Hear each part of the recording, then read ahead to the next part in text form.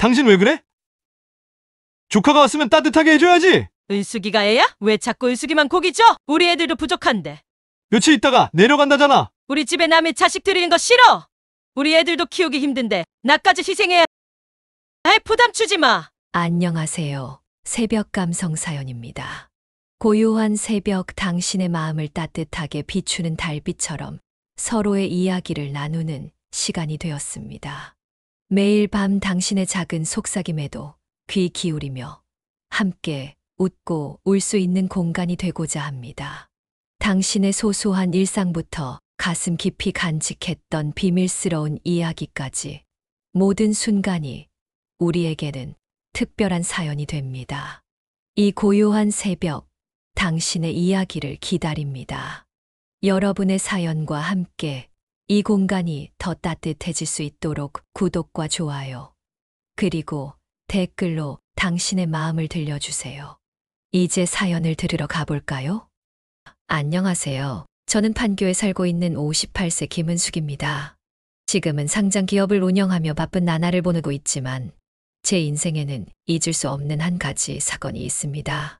그 사건은 40년 전 제가 서울에서 면접을 보기 위해 외삼촌 댁을 찾았을 때 일어났습니다. 외삼촌은 반갑게 맞아주셨지만 외숙모의 태도는 냉랭했습니다. 그리고 그날 밤 저는 차가운 방에서 홀로 떨며 눈물을 삼켜야 했습니다. 그 기억은 오랜 세월 동안 제 가슴 한구석에 남아 있었고 저는 바쁘게 살며 애써 잊고 지냈습니다. 그런데 며칠 전 뜻밖의 전화 한 통을 받았습니다. 모르는 번호였지만 어쩐지 낯설지 않은 느낌이 들었습니다. 여보세요? 그 순간 전화기 너머에서 들려온 목소리에 저는 숨이 멎는 것 같았습니다. 은수가 나야. 40년 전 저를 차갑게 대했던 그 사람, 외숙모였습니다. 그리고 외숙모는 저에게 한 가지 부탁을 했습니다. 만약 여러분이 저라면 이 전화를 어떻게 받으셨을까요? 저는 그 순간 무슨 말을 해야 할지 몰랐습니다. 여러분께서 제 이야기를 끝까지 들어주시고 공감되신다면 구독과 좋아요, 알림 설정 부탁드립니다. 저는 대구에서 태어나 자랐습니다. 우리 집은 부유하지 않았어요. 작은 단층집에 방 2칸. 한쪽은 부모님 방, 나머지 한 칸은 저와 남동생이 함께 썼어요. 아버지는 작은 공장에서 일하셨고 어머니는 시장에서 채소를 팔았어요. 아침마다 어머니는 무거운 리어카를 끌고 나가셨고 밤늦게 집으로 돌아오셨습니다. 겨울이면 방 안에서도 입김이 보일 만큼 추웠어요. 그래도 우리 가족은 서로를 의지하며 살았어요. 어머니는 늘 말씀하셨어요. 가난해도 사람이 바르게 살아야 한다. 정직하고 성실하면 언젠가는 기회가 온다. 어머니의 그 말이 어릴 적부터 제 머릿속에 깊이 박혀 있었습니다. 가난했지만 부모님은 제게 늘 희망을 주셨어요. 저는 공부를 열심히 했어요. 언젠가 우리 가족도 따뜻한 집에서 배불리 먹으며 살 수 있을 거라 믿었어요. 하지만 세상은 그렇게 쉽게 꿈을 이루게 두지 않았습니다. 고등학교 3학년 여름이었어요. 그날도 평범한 하루처럼 지나가고 있었어요. 저는 학교에서 돌아와 방에 앉아 책을 펴고 있었고 어머니는 부엌에서 저녁을 준비하고 계셨어요. 그때였습니다. 쾅! 갑자기 문이 벌컥 열리더니 시장에서 같이 일하는 이모가 숨을 헐떡이며 들어왔어요. 언니, 큰일 났어. 형부가 공장에서. 그 순간 어머니는 손에 들고 있던 수저를 바닥에 떨어뜨렸어요. 그리고 한 걸음에 뛰쳐나가셨어요. 저도 따라 나갔어요. 병원에 도착했을 때 아버지는 응급실 침대에 누워 계셨어요. 머리는 붕대로 감겨 있었고 얼굴엔 피가 말라붙어 있었어요. 의사가 말했어요. 산업재해입니다. 다행히 생명에는 지장이 없지만 당분간 일을 못하실 겁니다. 그 말을 듣는 순간 어머니의 얼굴이 하얗게 질렸어요. 우리 집은 이제 어떻게 하지? 아버지는 가족을 위해 매일같이 몸을 혹사하며 일하셨는데 이제 수입이 끊겼어요. 그때부터 우리 집은 더 힘들어졌어요. 어머니는 더 늦게까지 장사를 하셨고 저는 방과 후에 허드레시를 찾아다녔어요. 그렇게 몇 달이 지나자 어머니가 제게 조심스럽게 말씀하셨어요. 은수가 대학은 아무래도 힘들겠다. 저도 알고 있었어요. 등록금은커녕 당장 생활비도 감당이 안 됐으니까요. 그날 밤 저는 책을 덮고 조용히 결심했어요. 괜찮아. 대학이 아니어도 길은 있어. 취업을 결심하고 신문을 펼쳐 채용 공고를 찾아봤습니다. 하지만 웬만한 직장은 전부 서울에 있었어요. 서울로 가야 했습니다. 거기에 가면 기회가 있을 거라 생각했어요. 하지만 아는 사람이 없었습니다. 어떻게 해야 하나 고민하던 중 한 사람이 떠올랐습니다. 바로 서울에 사는 외삼촌이었습니다. 망설이다가 공중전화로 달려가 외삼촌께 전화를 걸었어요. 삼촌, 저 서울에서 면접 보려고 하는데 며칠만 신세 좀 져도 될까요? 수화기 너머로 짧은 침묵이 흐르더니 외삼촌이 웃으며 말씀하셨습니다. 그래, 은수가 우리 집으로 와. 그 말이 얼마나 다행스럽고 감사했는지 모릅니다. 며칠 후 어머니께서 차비를 쥐어주며 말씀하셨어요. 밥 굶지 말고 면접 잘 보고 와. 어머니 손에 남아있는 잔돈 몇 개가 이상하게 따뜻하게 느껴졌습니다. 기차를 타고 서울로 향하는 동안 창밖을 바라보며 생각했어요. 이번 면접에서 꼭 붙어야 해. 그래야 다시 내려가지 않아도 돼. 그때는 몰랐습니다. 서울이라는 곳이 제게 얼마나 차가운 곳일지. 서울역에 도착하니 외삼촌이 마중을 나와 계셨습니다. 오느라 고생했다, 은수가. 외삼촌의 따뜻한 한마디에 마음이 놓였어요. 외삼촌은 제 가방을 들어주시며 활짝 웃었지만 외숙모의 표정은 달랐습니다. 집에 도착하자마자 외숙모는 저를 힐끔 쳐다보더니 아무 말 없이 고개를 돌렸어요. 마치 제가 없는 사람인 것처럼 행동하셨습니다. 식탁에 둘러앉아 저녁을 먹을 때 외숙모의 본심이 드러났습니다. 외삼촌이 제 접시에 고기를 올려주자 외숙모가 말없이 쳐다보다가 한숨을 쉬었어요. 그리고 냉랭한 목소리로 말씀하셨습니다. 은숙이가 애야? 왜 자꾸 은숙이만 고기 줘? 우리 애들도 부족한데. 순간 식탁이 싸늘해졌습니다. 외삼촌은 아무 말 없이 수저를 내려놓았고 저는 조용히 고개를 숙였습니다. 먹던 밥이 목에서 걸리는 것 같았어요. 억지로 삼키며 아무렇지 않은 척했어요. 며칠만 버티자. 어차피 곧 나갈 거야. 그때까지만 해도 그렇게 생각했습니다. 하지만 그것이 시작일 뿐이었습니다. 그날 밤 저는 작은 방에 들어가 문을 조용히 닫았습니다. 방 안에는 오래된 이불 한 채만 덩그러니 놓여 있었어요. 몸을 웅크리고 누웠는데 이상하게 방이 너무 추웠습니다. 이불을 덮어도 한기가 가시지 않았어요. 문득 거실 불빛이 새어나오는 걸 보고 문틈 사이로 슬쩍 내다봤습니다. 그 순간 저는 숨이 멎을 뻔했습니다. 외숙모가 거실 한쪽에 서서 보일러를 끄고 계셨습니다. 설마 일부러 그러시는 건가? 잠시 착각인가 싶었지만 외숙모의 표정을 보니 확신이 들었어요. 저를 향한 차가운 시선, 그리고 돌아서며 내뱉은 짧은 한숨. 모든 게 명확해졌습니다. 하지만 저는 아무 말도 할 수 없었어요. 그저 이불을 더 끌어안고 아무 일도 없는 척 잠들기를 기다릴 뿐이었습니다. 그러나 새벽이 되도록 추위는 가시지 않았어요. 몸이 점점 얼어붙는 기분이었습니다. 그때 거실에서 싸우는 소리가 들려왔어요. 당신 왜 그래? 조카가 왔으면 따뜻하게 해줘야지. 외삼촌의 화난 목소리가 들렸습니다. 우리 집에 남의 자식 들이는 거 싫어. 외숙모의 날카로운 목소리가 뒤따랐어요. 저는 숨을 죽였습니다. 며칠 있다가 내려간다잖아. 우리 애들도 키우기 힘든데 나까지 희생해야 해. 부담 주지 마. 그 순간 저는 이불 속에서 손을 꽉 쥐었습니다. 이제야 알았습니다. 외숙모에게 저는 손님이 아니었습니다. 그냥 짐이었습니다. 그 순간 어릴 때부터 듣던 어머니의 말이 떠올랐어요. 세상은 내가 기대하는 것만큼 따뜻하지 않다. 하지만 포기하지 않으면 길이 열린다. 저는 깊게 숨을 들이마시고 눈을 감았습니다. 이제 더 이상 기대하지 않기로 했어요. 다음 날 아침 저는 몰래 짐을 쌌습니다. 더 이상 이 집에 있을 이유가 없었어요. 문을 조용히 열고 나와 근처 공중전화로 달려갔습니다.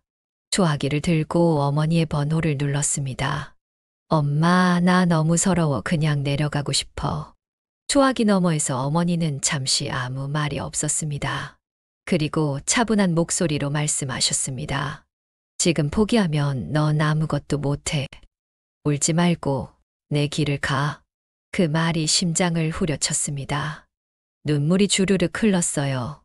하지만 그 눈물은 단순한 서러움 때문만은 아니었습니다. 그건 결심이었습니다. 그래, 이대로 돌아가면 안 돼. 내가 뭘 위해 여기까지 왔는데. 저는 눈물을 닦고 가방을 단단히 움켜쥐었습니다. 그리고 면접장으로 향했어요. 그때부터였습니다. 저는 다시는 누구에게도 억눌리지 않겠다고, 내 인생을 내 손으로 개척하겠다고 다짐했습니다. 서울에서의 삶은 쉽지 않았습니다. 처음 입사한 곳은 작은 무역회사였습니다. 출근 첫날 지하철을 타고 회사로 가는데 온몸이 덜덜 떨렸습니다. 긴장도 됐고 기대도 됐어요. 이 회사에서 인정받아야 한다. 어떻게든 살아남아야 해. 그런데 회사 생활은 생각보다 더 가혹했습니다. 첫날부터 사수가 제게 서류 한 무더기를 던져주며 말했어요.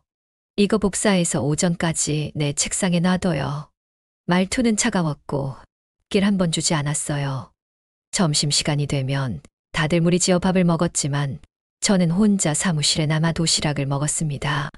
누구도 말을 걸지 않았고 저도 굳이 먼저 다가가지 않았어요. 괜찮아. 나는 일하러 온 거지 친구 사귀러 온 게 아니야. 그렇게 하루하루를 버텼어요. 야근은 기본이었고 실수라도 하면 호되게 혼났어요. 어느 날은 밤 11시까지 남아 일을 했어요. 보고서를 다시 쓰고 또 쓰고 결국 새벽이 되어서야 집으로 돌아갔어요. 고시원 방에 들어오자마자 바닥에 주저앉았어요. 눈물이 왈칵 쏟아졌어요. 내가 왜 이렇게까지 해야 하지? 하지만 울면서도 다시 일어났어요. 이 악물고 버텨야 해. 여기서 무너지면 안 돼. 그렇게 몇 년을 버티자 드디어 변화가 찾아왔어요. 김대리, 이번 계약 내가 한번 맡아볼래? 처음으로 회사에서 제게 중요한 일을 맡겼어요. 그 순간 내 노력은 헛되지 않았다는 걸 깨달았어요. 버티는 사람이 이기는 거구나. 회사 생활에 익숙해질 무렵 저는 한 사람을 만났어요. 그날은 팀 회식이 있던 날이었어요. 자리 한쪽에서 조용히 술잔을 기울이고 있던 사람이 있었어요. 그 사람이 지금의 남편이었어요. 처음엔 그저 조용한 사람이구나 싶었어요. 그런데 제가 실수로 물을 쏟았을 때 그가 재빨리 휴지를 건네며 말했어요. 괜찮아요? 그 말 한마디에 가슴이 두근거렸어요. 그 후로도 회사에서 마주칠 때마다 먼저 인사해주고 식사할 때 자연스럽게 옆에 앉아주었어요. 그렇게 조금씩 가까워졌어요. 어느 날 같이 저녁을 먹다가 그 남자가 조심스럽게 말했어요. 은숙 씨, 우리 사귈래요? 순간 가슴이 뛰었어요. 하지만 망설였어요. 나는 어릴 때부터 혼자 버텨야 했고 누구에게도 의지하지 않았어요. 그런데 그 사람은 말했어요. 이제는 혼자 버티지 않아도 돼요. 그 말이 마음 깊숙이 파고들었어요. 결국 저는 고개를 끄덕였어요. 결혼을 하고 작은 아파트에서 신혼생활을 시작했어요. 남편은 여전히 다정했어요. 퇴근 후 지친 몸을 이끌고 집에 오면 남편은 따뜻한 밥상을 차려놓고 기다렸어요. 오늘 하루 어땠어요? 그 한마디가 참 고마웠어요. 결혼 후에도 저는 계속 일했어요. 이제는 팀장으로 승진했고 회사에서 제 자리를 확고히 잡았어요. 하지만 출산을 앞두고 고민이 많았어요. 아이를 키우면서도 일을 계속할 수 있을까? 그때 남편이 말했어요. 당신이 원하는 대로 해요. 난 항상 당신 편이니까. 그 말을 듣고 마음이 편해졌어요. 그리고 얼마 후 아이가 태어났어요. 처음으로 아기를 품에 안았을 때 이상하게 눈물이 났어요. 그 작고 따뜻한 생명을 보면서 다짐했어요. 이 아이에게는 가난한 어린 시절을 물려주지 않겠다. 반드시 따뜻한 가정을 만들어줄 거야. 그렇게 저는 새로운 목표를 가졌어요. 이제는 가족을 위해서도 더 강해져야 해. 아이를 낳고도 저는 회사를 계속 다녔습니다. 출근할 때마다 아이가 제 옷자락을 붙잡고 울었어요. 엄마 가지 마. 가슴이 찢어지는 것 같았어요. 하지만 그럼에도 출근해야 했어요. 이 아이에게 부족한 환경을 물려줄 수는 없어. 그렇게 이를 악물고 버텼어요. 하지만 회사는 점점 답답하게 느껴졌어요. 팀장이 되어도 부장이 되어도 결국 누군가의 밑에서 일해야 했어요. 아무리 열심히 일해도 내가 번 돈의 대부분은 회사의 몫이었어요. 내가 이렇게 죽어라 일하는데 왜 남의 회사만 키우고 있지? 그 생각이 머릿속을 떠나지 않았어요. 그리고 결심했어요. 내 회사를 만들자. 남편에게 이야기했어요. 남편은 놀라면서도 제 눈빛을 보고 알았어요. 당신이라면 분명 해낼 거야. 그 한마디가 용기를 줬어요. 처음에는 자본이 부족했어요. 은행에서 대출을 받으려 했지만 직장인일 때와 달리 사업자는 돈을 쉽게 빌릴 수 없었어요. 결국 퇴직금과 남편의 저축까지 긁어 모아 창업을 했어요. 직원? 처음엔 없었어요. 저 혼자였어요. 회사라고 해봐야 작은 사무실 한 칸. 책상과 의자, 그리고 중고 컴퓨터 한 대가 전부였어요. 아침부터 밤늦게까지 전화를 돌리고 고객을 만나러 뛰어다녔어요. 처음엔 아무도 우리 회사를 신뢰하지 않았어요. 신생 기업이라 믿을 수가 없네요. 수십 번, 수백 번 거절당했어요. 그러다 겨우 작은 계약 하나를 따냈어요. 그 계약을 따내기까지 몇 주를 밤새 준비했어요. 프레젠테이션을 연습하고 제안서를 수정하고 다시 수정하고 발표하는 날 제 손은 땀으로 흠뻑 젖어 있었어요. 이 계약을 꼭 따내야 해. 이게 무너지면 다시 시작해야 해. 그리고 발표를 마친 후 계약 담당자가 말했어요. 김 대표, 이번 계약 함께 하시죠. 그 순간 눈물이 날 뻔했어요. 그렇게 첫 거래를 성사시켰어요. 하지만 그게 끝이 아니었어요. 사업을 시작하고 몇 달이 지나자 돈이 바닥났어요. 고객은 늘었지만 자금 흐름이 원활하지 않았어요. 거래처에서 돈을 입금해 주지 않으면 직원 월급도 못 줄 상황이었어요. 그날 밤 사무실에서 혼자 앉아 장부를 들여다보며 한숨을 쉬었어요. 이대로 가면 망할 수도 있어. 잠도 못 자고 고민했어요. 그러다 남편이 늦은 밤 사무실로 찾아왔어요. 손에는 도시락이 들려 있었어요. 밥은 먹었어?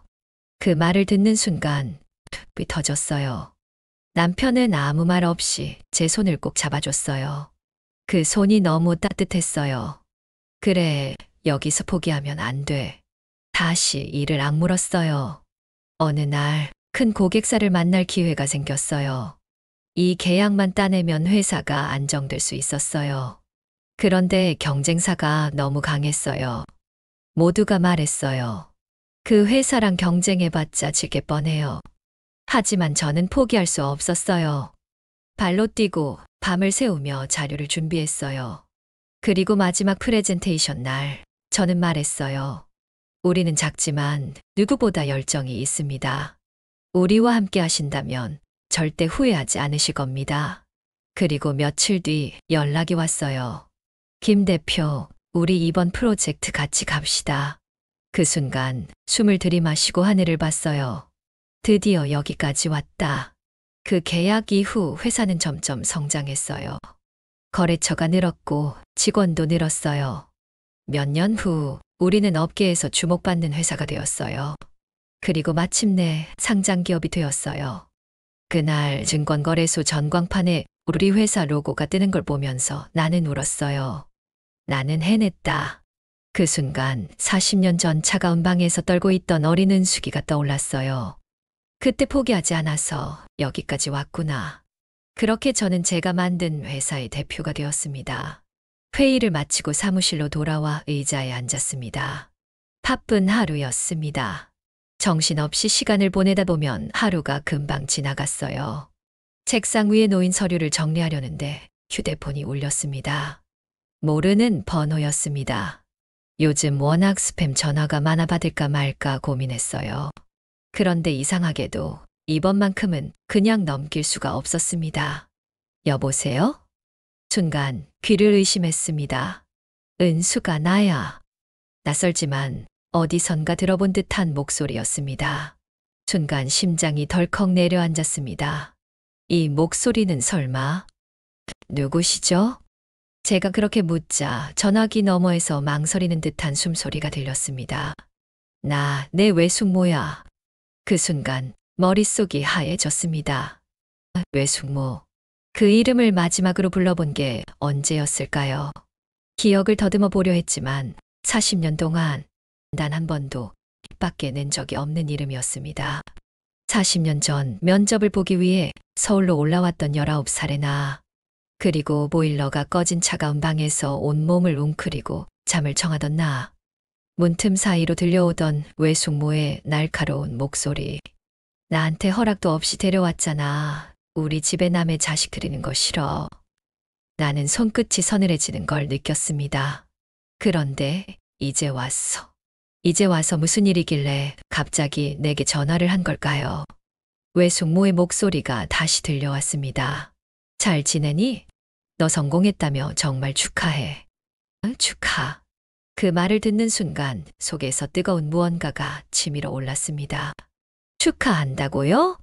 내가 여기까지 오기까지 얼마나 많은 눈물을 삼켰는데, 얼마나 많은 날들을 혼자 버텼는데, 단 한 번도 연락하지 않았던 사람이 이제 와서 축하한다고요?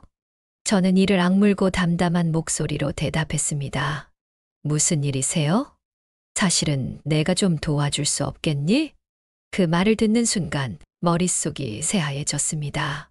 그렇게 오랜 시간이 지나도 외숙모의 목소리는 여전히 날카로웠습니다. 단 한 번도 따뜻하다고 느낀 적 없는 그 목소리. 제 심장이 요동쳤습니다. 도와달라니요?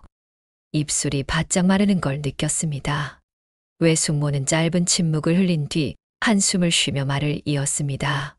내가 사업을 하다가 망했어. 빚이 너무 많이 쌓였어. 어디서도 돈을 빌릴 수가 없어서 내가 좀 도와줄 수 없겠니? 그 말을 듣는 순간 웃음이 나올 뻔했습니다. 기쁨의 웃음이 아니라 황당함과 씁쓸함이 뒤섞인 비웃음이었어요. 저는 휴대폰을 쥔 손에 힘을 더 줬습니다. 사업이요? 그래. 처음엔 잘 됐는데 코로나 터지고 나서 점점 안 좋아지더니 결국 망했어. 집도 날리고 지금은 빚쟁이들한테 시달리고 있어. 내가 좀 도와주면 다시 일어설 수 있을 것 같아. 목소리에서는 애처로움이 묻어났습니다. 삼촌은요? 그러자 외숙모는 순간 말이 없었습니다. 그리고는 마지못한 듯한 목소리로 대답했습니다.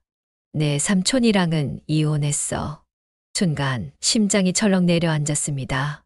이혼이라니. 외숙모의 이야기가 사실이라면 삼촌은 지금 어떻게 지내고 있을까요?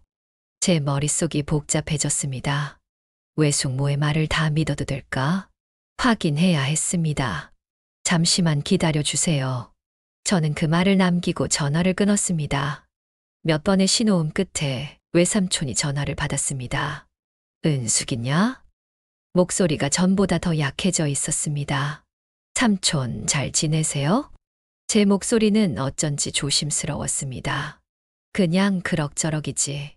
잠시 머뭇거렸습니다. 그리고 본론을 꺼냈습니다. 삼촌, 방금 외숙모한테 전화가 왔어요. 순간 외삼촌의 한숨이 길게 이어졌습니다. 그리고 예상치 못한 말이 나왔습니다. 그렇구나. 결국 너한테까지 갔구나. 그 말 속에는 수많은 의미가 담겨 있었습니다.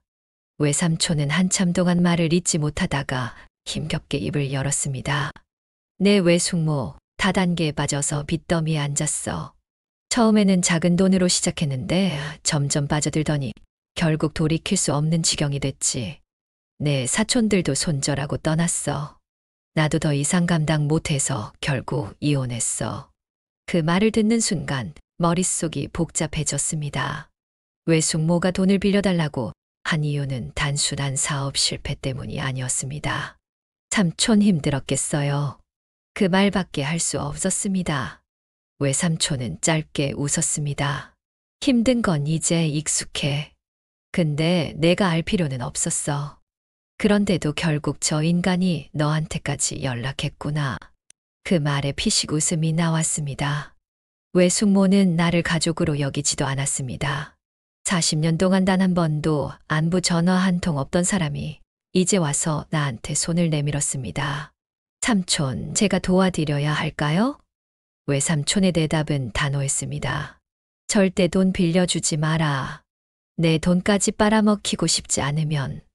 전화를 끊고 나서도 한참 동안 휴대폰을 바라봤습니다. 외숙모에게 다시 전화를 해야 하나, 아니면 그냥 무시해야 하나. 하지만 나는 피하지 않기로 했습니다.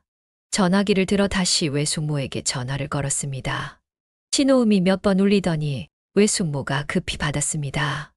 은수가, 삼촌이 뭐래? 목소리에는 초조함이 묻어났습니다. 저는 깊이 숨을 들이마셨습니다. 그리고 최대한 담담한 목소리로 말했습니다. 죄송하지만 도와드릴 수 없어요. 정적이 흘렀습니다. 외숙모는 당황한 듯 했어요. 은수가, 나 진짜 절박해. 너한테는 큰 돈도 아닐 텐데 사람 그렇게 매정하면 안 돼. 매정하다고요? 그 말이 가슴을 찌르는 것 같았습니다.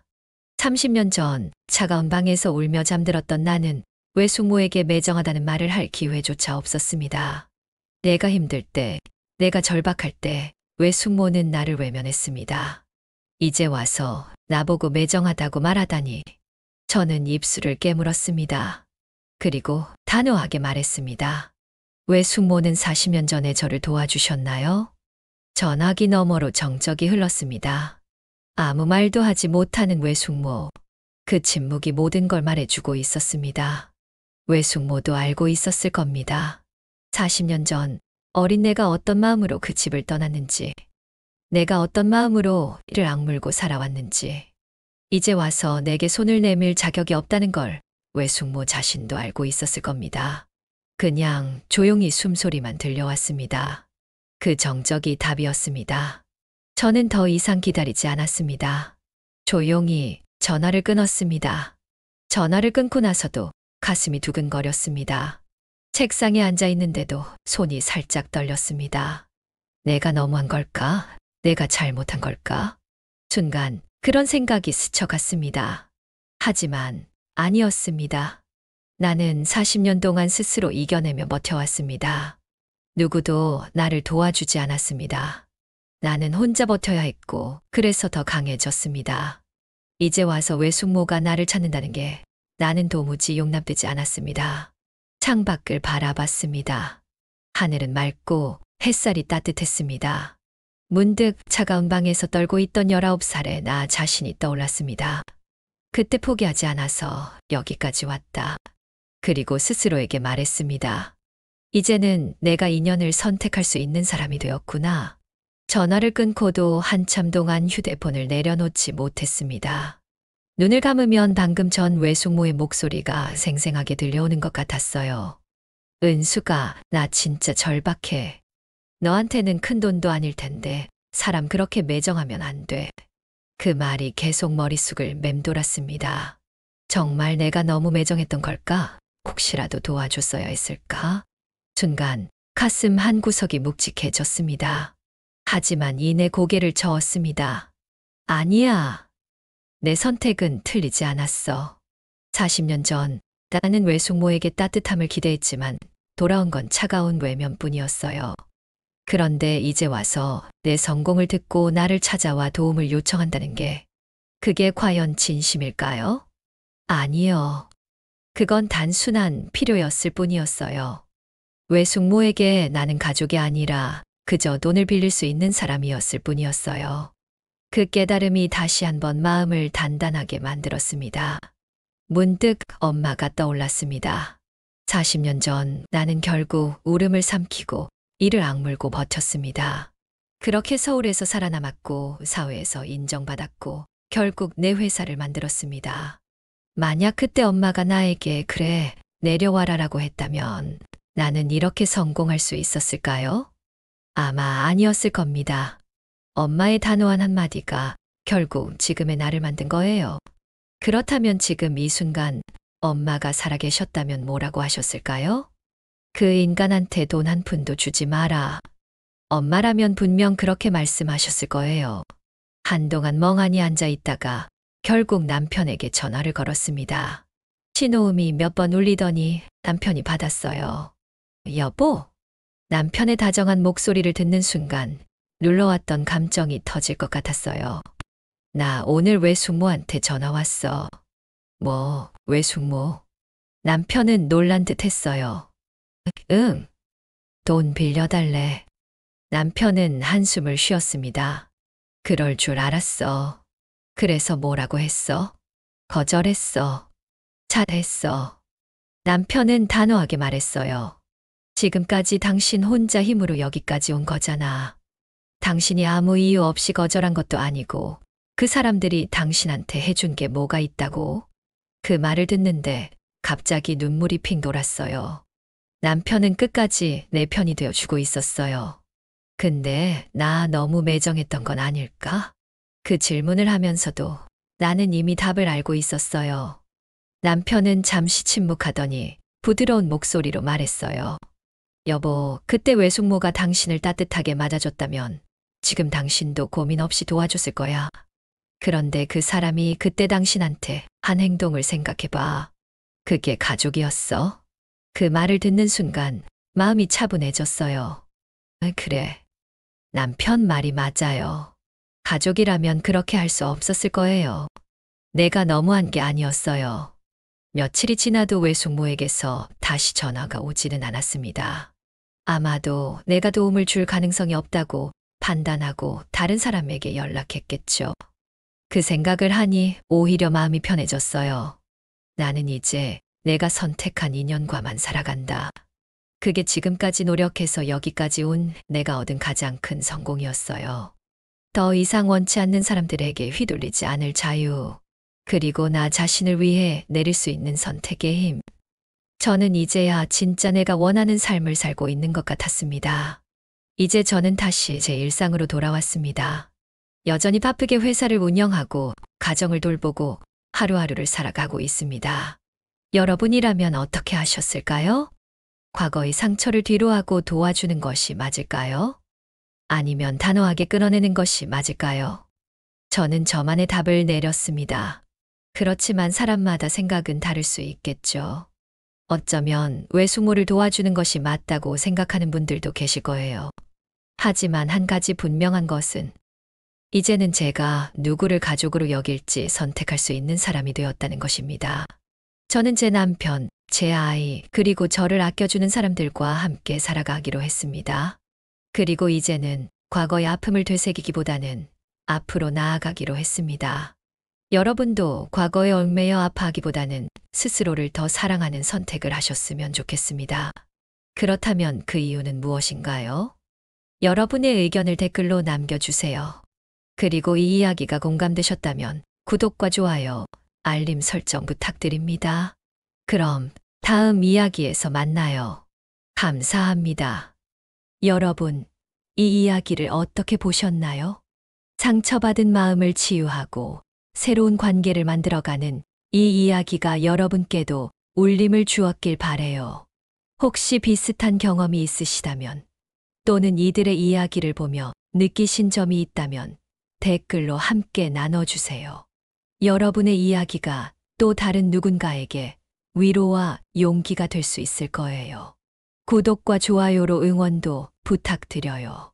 다음 이야기로 찾아뵐 때까지 여러분의 일상에도 따뜻한 위로와 희망이 가득하시길 바래요. 지금까지 시청해 주셔서 감사합니다.